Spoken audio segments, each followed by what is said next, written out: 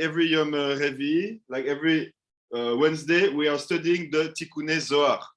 So the Tikkunei Zohar, this is the last part of the Zohar HaKadosh, the book that Rabbi Shimon Bar Yochai wrote, to let us know what was the secret, the hidden secret of Torah. So what we like to study and what we are bringing out in Botzina Kadisha, this is a specifical, let's say we really study Sod. This is our derer, this is our way. Of course, we study Pshat, the Parasha, we study Alarot, the Halacha, we study Gemara, the Talmud, Talmud Bavli, Talmud Yerushalmi, we're studying Midrashim. But what we are really, let's say, our specialty, this is Sod, okay? From the teaching of our Rabbi Pinchas Eliyahu and the master of Sod from our Masorah, the Ben Ish Chai and the Ari HaKadosh. Ok? Donc, j'ai juste fait une petite résumé pour dire ce qu'on étudie spécifiquement ici, c'est-à-dire on étudie tout par des et on est vraiment plus intéressé par l'aspect du Sod parce que notre Masorah vient du Ben Ish Chai et du Ari HaKadosh. Ok? So, last week, you remember we saw in the Tikkunei Zohar, we were really interesting to understand because in this part of the Tikkunei Zohar, he speaks a lot about the word Bereshit. And you remember he find the Rabbi Shimon Bar Yochai find all those different ways to write down the word Bereshit.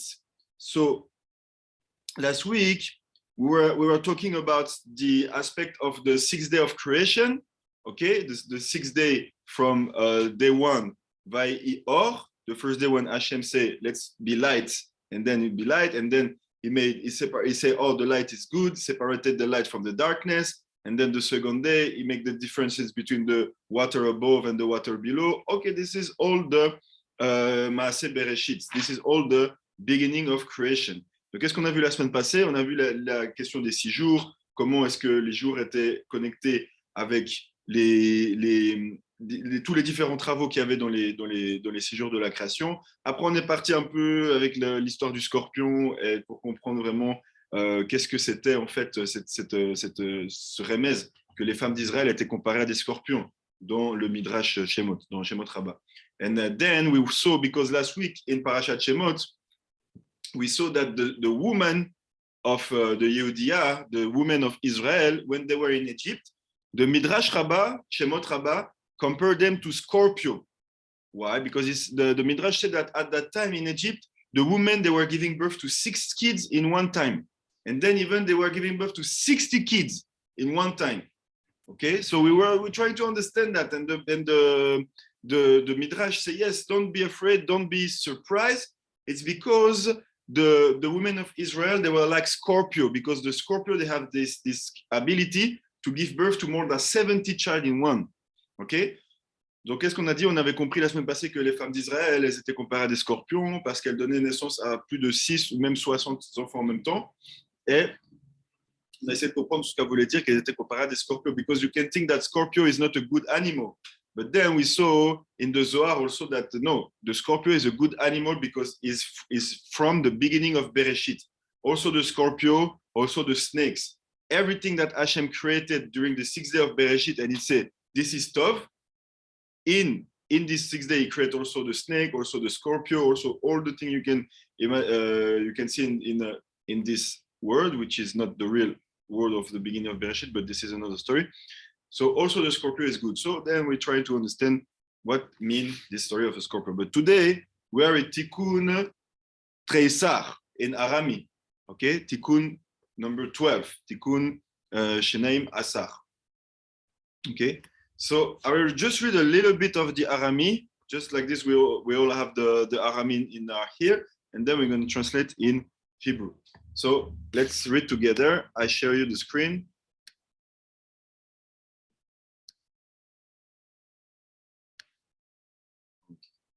So you see the Zohar is always written, here is the Arami part in Aramaic, and here is the Hebrew.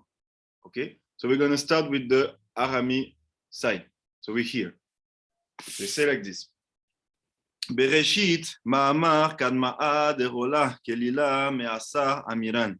Vehi lev elokim deovada divreshit divrit esh. Umi sitra disma'ala itchaiva deihi gevura esha sunka.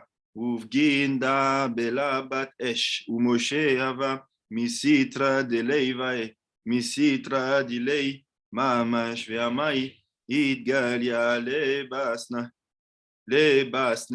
להחזעה דאבת בדורקה, ואין הקוצים, ואין קולדה, ואסנה, הננו קל, בגין שושנים, דהינון, בנה, דהינון, ישראל, דאבו עתידין, למבה, וגלותה בין ערב רב, דהינון קוצים, ודע יריו רזקי, אסך עלה בכל הגויים, אשר ידעתירה, שמע ואותך לא אסך עלה, ארזלה, so here, ארזלה אגרא דרלה, די שכינה, ויהי לבת אש בין הקוצים דהינון, היה ויקד דחקין, לשכינתה וישראל אגרא, דילון קלה, נפקה שכינתה חלה, מבינך ביתך תן בגינה, ודייכו אגרא דרלה דורקה, ויפרון כל מן גלותה בגינה, ודורקה דגלותה דרב רב, לישראל ממך, לון פורקנה וריפיון, דילון מעכב לון לישראל פורקנה, בגינדה התרזלה למשה בלבת אש מתוך אסנה מיגו קובין. So, who understands something? You should understand that because we have Aramic class every day. No? Personne n'a compris? Okay.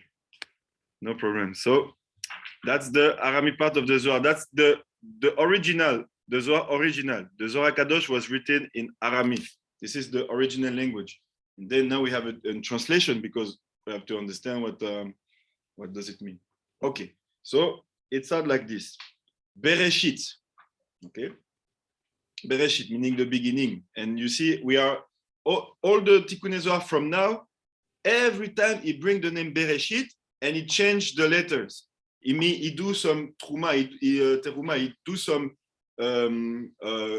new composition with the letter. Look, Ma'amar Rishon Shel Akol.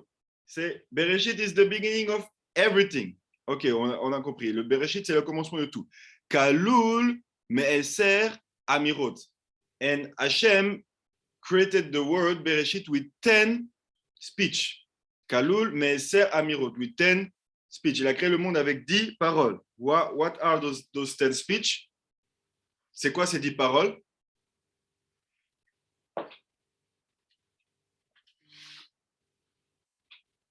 Where in the Torah we see that we have 10 speeches? Tzadikim. Non, personne?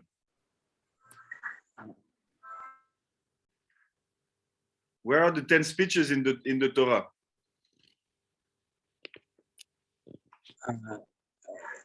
Moshe was in Midian in the firing bush.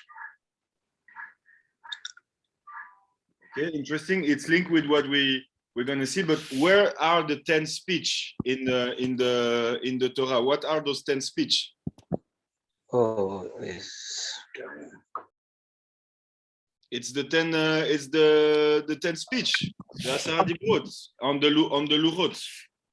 Okay, on the table of the law, we have the 10 speech. Okay. Anori, Hashem Elohim.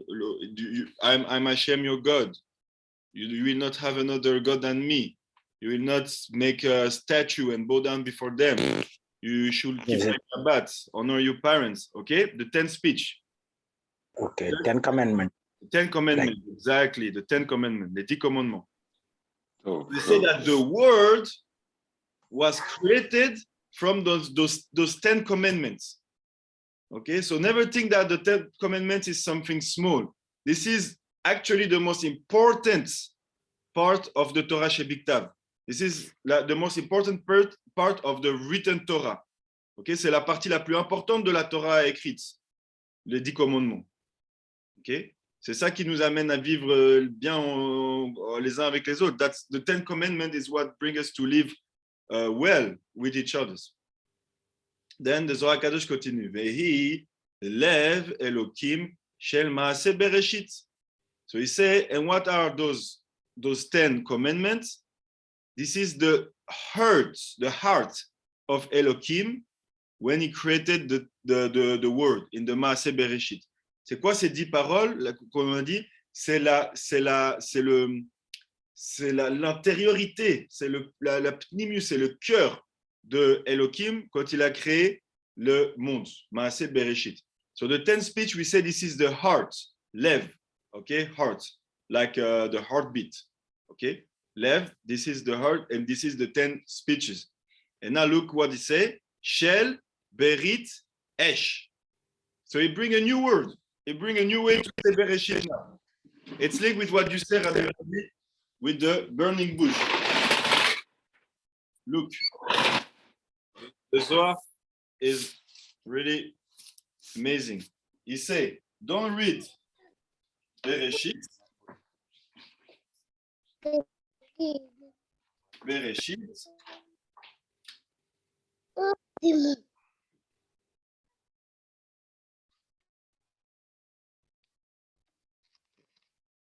C'est don't read Bereshit.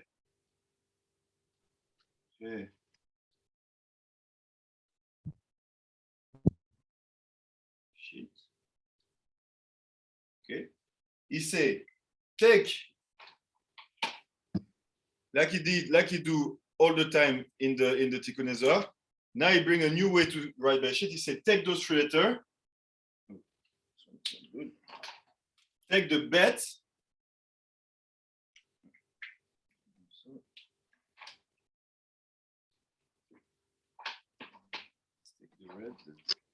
say take the bet, take the resh.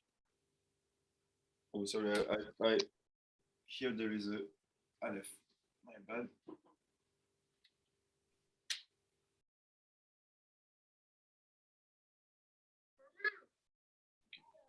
So you say take the bet, the resh, the you and the tav, and you will have a new word, the word beritz. Okay, what does berit mean? If you take those 4 words, those 4 letters here, you have a new word, the word beritz. What does berit mean? Anyone knows? Beritz, beritz.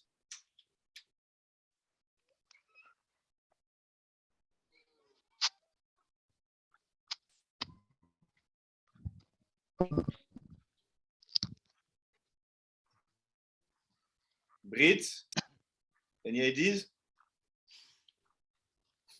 We saw it in Brit Milah. Covenants. Covenants. Toda rabba. Rabbi, that's Rabbi Chifokuma. Shalom, Rabbi Chifokuma. Shalom, shalom. Shalom, shalom. Good to see you. To hear you. So this is like Rabbi Okuma said, it's a covenant or an alliance. Okay, covenant. Covenant. Berit.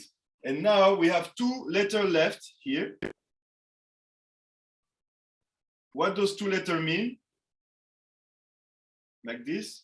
Esh. What does Esh mean in Hebrew? Fire. Fire. Exactly. Toda rabba. So this is fire. So what does the Zohar Kadosh just did? He said, don't read Bereshit, read Brit Esh, the covenant of fire. What is this covenant of fire? Okay. let's continue to read. So you see every word, every week he brings us a new way to read Bereshit. Last week was Barashit, so created with 6.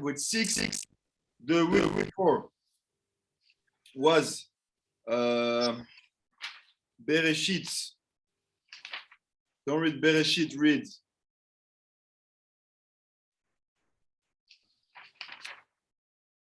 Yirat Shabbat, fear the Shabbat. Then Shir Ta'ev, Shir Ta'ev meaning a song that was wanted. So you see, it changed. Yirabait, fear for the house. Yiraboshet. So every week it changed. Every week the Zohar Kadosh gives us a new expression for Bereshit. And today, this is Brit Esh, the covenant of fire. What is this covenant of fire? We're going to see. So let's go back in the text. Rabbi Shimon, ça veut dire quoi Une alliance. Une alliance de feu. Ah, ok. Parce qu'on dit la Brit, c'est le signe de l'alliance. Ok? Shel Berit Esh umitzad asmol Nitena Gevura Esh Amuda. So he said that the name Bereshit, it came from the left side, meaning the side of Gevura. You know your classic, the Sphira Gevura. This is the left arm. Okay, this is the left side of the body. And he said that the name Bereshit come from that side, from the Gevura. And it's a Esh Aduma. This is a red fire. Okay, le nom Bereshit, il vient du côté gauche, il a été donné du côté gauche, qui est donc la Gevura, et en fait, c'est un feu rouge. Ou mipeneze, belabat esh, and because of this, it's belabat esh, the burn. That's what you said before, Rabbi Ravi, speaking now about the burning bush. So I think this is what we are going to see now. C'est ce qu'on va étudier maintenant. Il nous dit, et c'est à cause de ça qu'il est apparu dans le feu. Moshe aya mitzad aleviim mitzad shelo mamash. And he said that Moshe Rabbeinu is a Levi. He's from the Levim, really. He's really rooted there. Okay, Moshe Rabbeinu, il est du côté des Levim. Il est vraiment enraciné là-bas.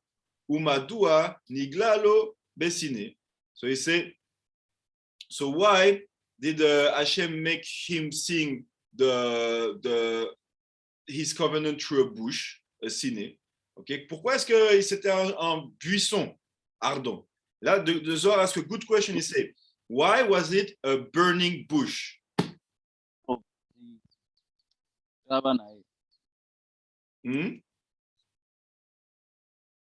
Why was it a burning bush? Why? Maybe it could be, I don't know, a river. It could be a tree with wind. Why is it a burning bush? Why Moshe saw Hashem through a burning bush?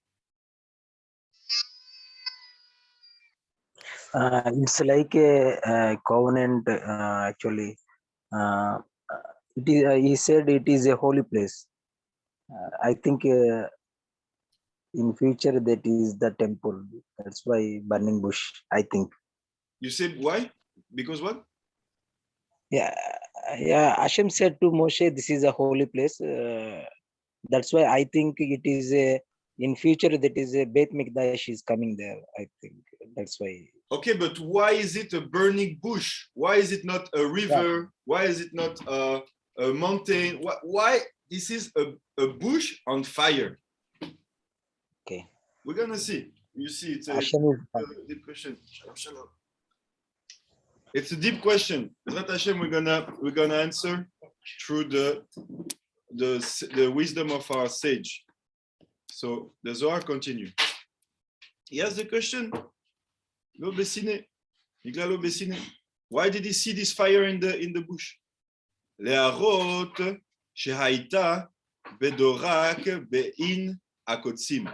And he said, and this bush, it was also in the middle of it was a lot of thorns. It was a lot of thorns in this bush.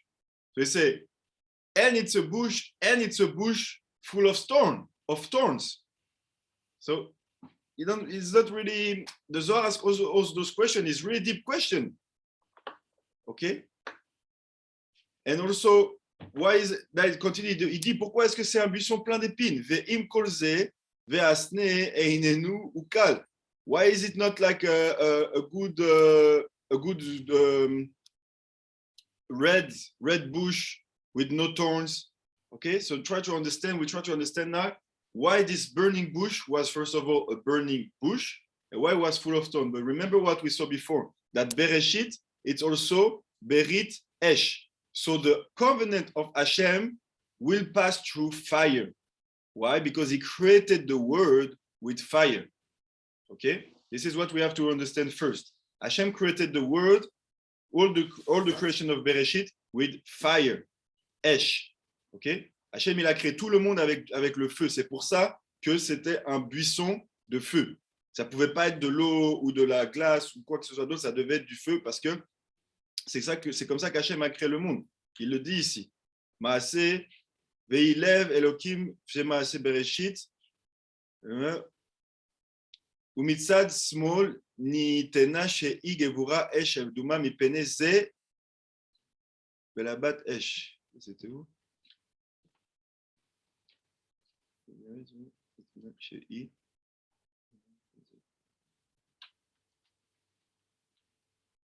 So he said that he created the world with fire. So now we understand why is it a burning bush. Il a dit qu'il a créé le monde avec du feu. Donc maintenant on comprend pourquoi c'était un buisson ardent. Mipene shoshanim shehem baneya shehem Israël. So he said, and in this burning bush was also some roses. Okay, and he said, who were those roses? Well, it was Am Israël. C'était nous. C'était quoi ces roses au milieu du buisson? C'était le Am Israël. Okay, so you see, we have a bush full of fire, and in this bush there is thorns and roses, but they don't burn. Okay, on a un buisson plein de feu avec sur lui, il a des épines et aussi des roses, mais il ne brûle pas. Okay, She'em atidim lihyot bagalut bein erev rav she'em kotsin. And now he starts straight. He say, and what is those? So the roses, they are Am Israel, and why they are in the middle of thorns? Because the thorns, they are the erev rav. Okay, il dit pourquoi en fait ce buisson il était rempli d'épines.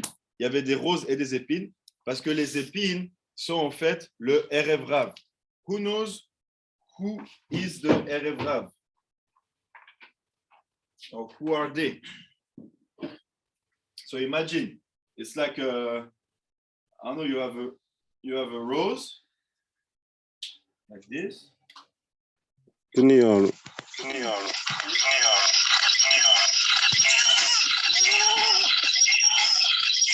Sorry for my drawing. Okay. Not so good. But you have a rose here. So he said that this burning bush was a roses bush. Ce buisson ardent, c'était un buisson de roses. It was the bushes of roses. Okay. Bushes have thorns. There is thorns. Il y a des épines. Et il est en feu. He's on fire. Okay. So he saw a rose, like a bush of roses, on fire with a lot of thorns around, but it wasn't burning. It was on fire, but it wasn't burning. Okay. So the Zohar Kadosh tells us that this is Israel, the rose itself, and the thorns, they are the erev rav. Who knows who is the erev rav? Qui sait qui sont le erev rav? Erev rav. Any idea? The mixed multitude. Okay, תודה רבי Chief Okuma, a mixed multitude. So meaning there were people that left Egypt with the Bnei Israel, right? A multitude, a mixed multitude. They left Egypt with the Bnei Israel. Ils ont quitté l'Égypte avec les Bnei Israël. But who were those people? Why them specifically were able to leave Egypt with Am Israel?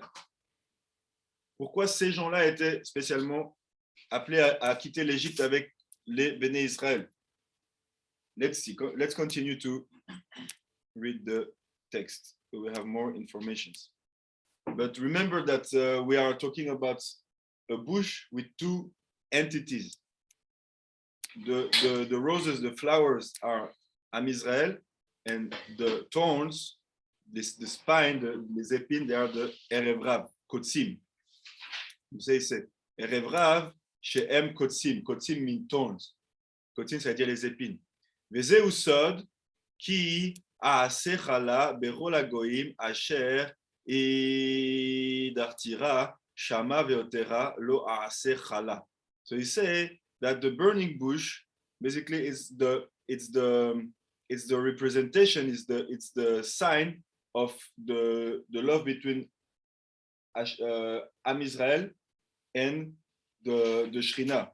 She's lost in the middle of the Goyim. That's the story of the rose in the middle of thorns. Because you have Am Israel, who is the Khatan, and the Shekhinah who want to connect with him, but there is a lot of thorns around him. That's the story of the Galut. Okay, the Galut. This is the story of the exile. Meaning, what are Am Israel in exile? We are like a rose in the middle of thorns. Okay. Qu'est-ce que c'est le Am Israël pendant l'exil? On est comme des roses au milieu des épines. Then the Zohar continue. Era lo sarar akala ashrina. And he said, who is this kala of the Am Israel? This is the Shekhinah, the divine presence. And what is the sarar, meaning the reward of Israel? Because he's in the middle of the thorns, he will receive the Shekhinah. Qu'est-ce que ça va être la récompense du Am Israël parce qu'il a accepté d'être au milieu des épines? Ça va être la Shekhinah. Chez I, la bat esh bein hakotsim, chez M areshaim. And he's saying she is the bush with a lot of thorns. And what are those thorns? They are the reshaim.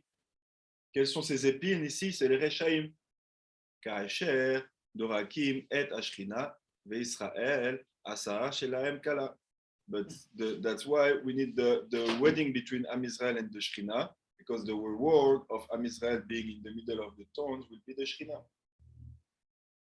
Qu'est-ce que ça va être ça? Ça va être que le meaning that the reward of the galut, of the exile, for all those people who are scattered, all the Am Israel scattered in the four corners of the world, will be the wedding with the Shekhinah. At one point. Okay, c'est-à-dire que à un moment donné, qu'est-ce que ça va être le mérite, en fait? Qu'est-ce que ça va être la récompense du Am Israël qui a accepté d'être au milieu dans Galut et au milieu des Goïm? Ça va être d'être marié à la Shekhinah. The Am Israel, his recompense because he accepted to be in Galut in the midst of the non-Jew, it will be that he will be married with the Shekhinah. Shem Kala.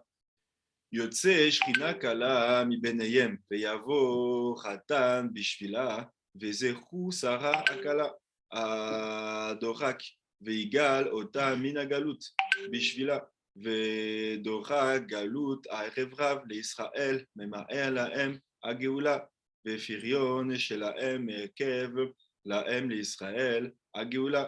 So he say, and why is it like this? Because the more we are in the midst of the non-Jew in Galut, so the Erev Rav will push us, will be bad to us, the faster the Geula will come.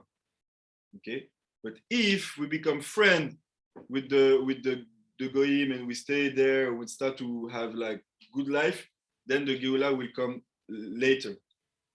Okay, so when you see non-Jews that in a way are not really appreciative of you, it's good.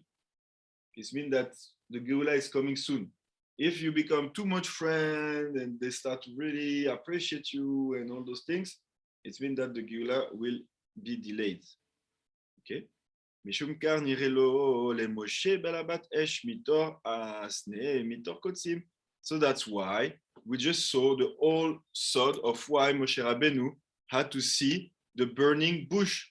He saw by Nevoah, he saw what will be the destiny or the life or the future of Am Israel will be to be a rose in middle of thorns, the galuts. It means that the Am Israel will be in the midst of the Erev Rav, because the Erev Rav, they are from the side of the non-Jew, not in the camp of Israel, okay? So qu'est-ce qu'on dit, c'est quoi le secret en fait du buisson ardent? C'est l'histoire du Am Israël au milieu des non-juifs, le fait que nous on soit la rose au milieu des épines, ok? Et que si les épines elles nous piquent et tout ça, d'un côté c'est bien, c'est-à-dire que la Géoula va venir, elle va venir vite. Mais si les épines ne nous piquent plus ou elles commencent à être des épines douces, ben là ça devient un problème. Okay, and that's why why the bush have to be burning, because we saw in the beginning the world was created with the fire. Okay, so this is the story of the burning bush. This is a huge, let's say, secret, because like we asked the question, it could be a simple tree or maybe a mountain. Why Moshe saw a burning bush? So now we have the answer. Wasn't just a bush, was really a rose tree, and the rose in the top was Am Israel and the thorns were the Erev Rav. And why was it burning? Because it's the whole story of Bereshit. It's the continuation of Bereshit, because now we're in Sefer Shemot, but we start the story with Bereshit. So now we're moving forward, but still this is the same fire. All the Torah is fire. So this is the same fire from Bereshit. Now we are in Shemot, Navaera, but this is the secret of the burning bush. So remember, what is the burning bush really is don't read Bereshit, read Berit Esh. This is the covenant of fire. This is the burning bush. Yes, Rabbi Natan? I just wanted to ask, we have also learned that there are two different types of fires, black and white fire. Now, the fire being referred to in a word Bereshit. Let's see,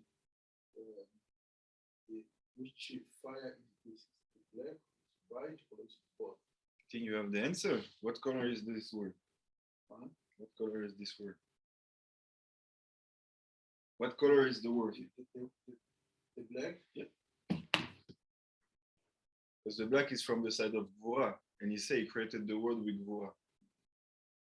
The white is in the side of Chesed, so it's not the same. So Rabbi Natan asked you a deep question. He said, we know that it's in the, I think it's in the Midrash.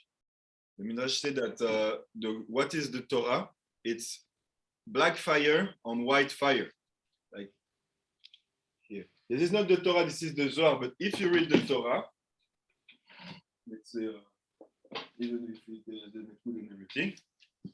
So if you read the Torah, really, at one point, but this is really high level, we should be able to read the white and not the black. À un moment donné, on devrait être capable de lire le blanc qu'il y a entre les lettres noires. But it's really high level of Torah. That's why we say that the Torah is black fire and white fire, because this is both fire. Don't think that the page on which the Torah is written is just a page. This is white fire. But how can we see black fire? We need the opposite, which is the white fire. Okay.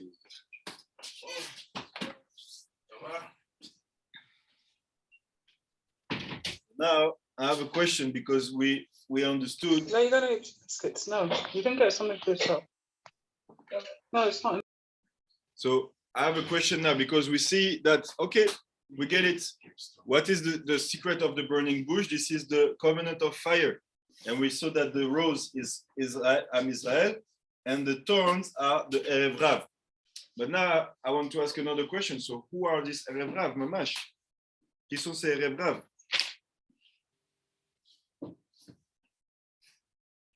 Let's see a little bit more, and then we will give the answer. Allons voir un peu plus, et après on va Donnez une note.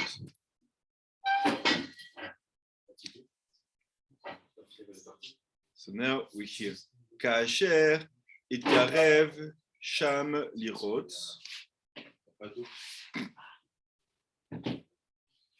מעשה זה אמר לו הקדוש ברוך הוא אל תקרב אלום של נעליך. So he say, now it's a good question. There's a question of Rabbi Avi. Why did Hashem say now you have to take out your shoes? Moshe is now in front of the burning bush. Why do we have to take out his shoes? Okay. Yes, the Torah says because it's a Makom Kadosh, it's a holy place. What is the secret behind that? Let's see. Il dit, pourquoi est-ce que Moshe il a dû enlever ses chaussures? Ok, c'est un grand secret. La Torah dit oui, c'est parce que c'est un endroit saint, mais on va voir, il y a quelque chose d'autre. Ka'an remez sheit pachet min aguf shelo. So he said it's a remez that he took his shoes off. Aguf shelo sheu nahal, that he had to take out, he had to have a new garment. What is the shoes that he take off? He let his old garment to have a new one. Understand? This is what the Zohar say. Legabe guf arach sheitlabesh kaasher itkarev. So now you have to wear a new clothes. That's why he had to take out his shoes, because what is his shoes really is his old clothes, and now we'll have a new one. Donc qu'est-ce qu'il dit ici? Le Zohar il nous dit pourquoi est-ce que Moshe il a dû enlever ses chaussures quand il était devant le buisson? C'est qu'il n'avait pas dû enlever que ses chaussures en fait, il a dû enlever son habit pour avoir un nouvel habit. Qu'est-ce que c'est cette nouvel habit? Peut-être c'est le Chalukat de Rabbanan. Maybe this new clothes is Chalukat de Rabbanan, meaning he had the clothes of like a perfect tzaddik, a chassid. But that's another question. So he say, and he take out his so why did Moshe have to take out his shoes to have a new clothes, a new garment? Veyeshmi sheomar sheu ishto ve'akol emet ze veze. And older people say no, it wasn't that he wasn't a new garment. It was his wife. Okay, but they say they are both true. Ze veze. And then he say, I jump. ונאמר שם לגבי אדם, והבן השם אלוקים את עצלה, אשר לקח מן האדם זו חוכמה. So he say now, he jumped the Zohar to the story of Adam Arishon. He say, what is the story that Chava, she came from the ribs of Adam? So yes, she come from his chokmah. Okay, so now you see, he make a link between Adam and Moshe. Look, il fait un lien entre Adam et Moshe. Il dit que Chava, elle est sortie de sa côte, qui est la chokmah. Ve'ivye el Adam zo amud amsa. And Adam is the middle pillar. Adam, c'est le pilier du milieu. Dargat Moshe, which is Moshe. Vezo atzela hi vadai kalat Moshe. And the ribs that Adam took out is the wife of Moshe. What is this story? Okay, we understood. Burning bush, Brit Esh, the alliance, the covenant of fire. Why he had to take out his garment? To have a new one. And some say to have a wife. Who is this wife? Which is the Zohar tells us, she is the wife of Adam Arishon. So what does it mean? Is Moshe Rabbeinu a gilgul of Adam Arishon? Apparently there is something. Est-ce que Moshe Rabbeinu c'est un gilgul de Adam Arishon? Apparemment il y a quelque chose ici. Because why does he say that the ribs that he took out from Adam, she's the wife of Moshe? Understand? Or maybe Tzipora, she's connected to Rava. So now this is the secret of the Erev Rav, because this is all connected. Because who are the Erev Rav, Mamach? Where they are from? Qui sont le Erev Rav? D'où est-ce qu'ils viennent? It's the functional souls that were made during Nathan. Like he said, who are the Erev Rav? They are the soul that's Adam Arishon lost during 130 years when you try to bring back his wife. So he lost a lot of seeds. And who are those seeds that he lost? Those are the Erev Rav. Okay, so that's why Moshe Rabbeinu had to go down, had to be in Egypt, and even until Cush, because his mission, his purpose was to bring out with him the Erev Rav. Not the Bnei Israel. The Bnei Israel, they were fine. They had to stay there for 400 years. They didn't want to stay 400 years. Okay. But the specific mission of Moshe Rabbeinu was to take out those lost souls, those lost sparks of Adam Rishon, out of Mitzrayim, out of Cush, to bring them back with him until Har Sinai and Eretz Israel. That's why, like Rabbi Chifokuma said, they are the mixed multitude. But every time now you see Erev Rav, don't just think it's the mixed multitude. Those are the soul that Adam Rishon lost during the 130 years that he was divorced from his wife. And that's why Moshe had to go back to bring them out with the Am Israel in Egypt. That's why in the burning bush, he didn't sow just the rose. He saw also the thorns. So never think that we can be Am Israel without them. We need them. We have to make them sweeter. We have to change them into rose also. But everywhere you see people starting to learn about Judaism, being interested in Torah, start to understand that they have roots there. Never neglect them. It means that they are probably from this shoresh, from this story of the Erev Rav. So why we call them Erev Rav? Who is the Rav?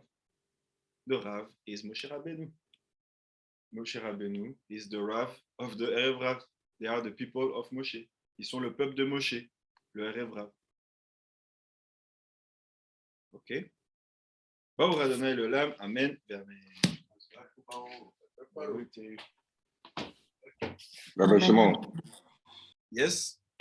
can you take a picture of the board, please? Yes, of course.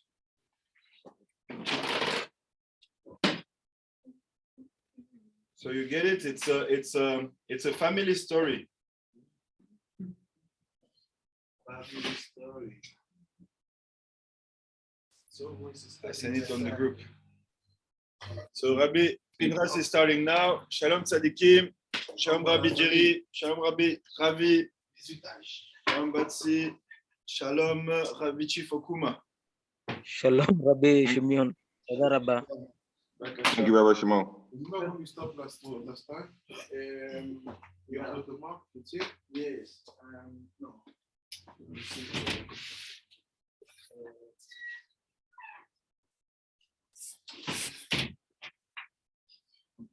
Lam Sadikim, give me 5 minutes. Il n'a pas arrêté l'enregistrement. Je sais, ça je vais. Ah, ok.